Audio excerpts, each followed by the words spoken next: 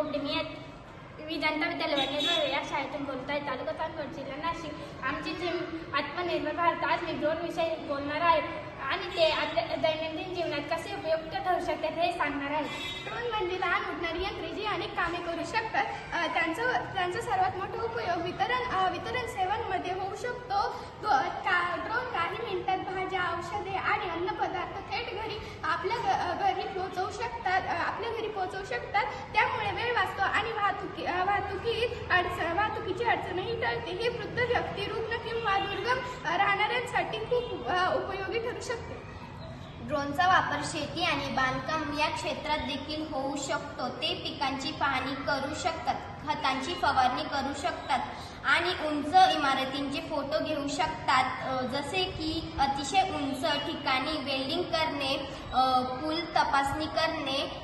यामुळे मनुष्याचा धोका टळतो.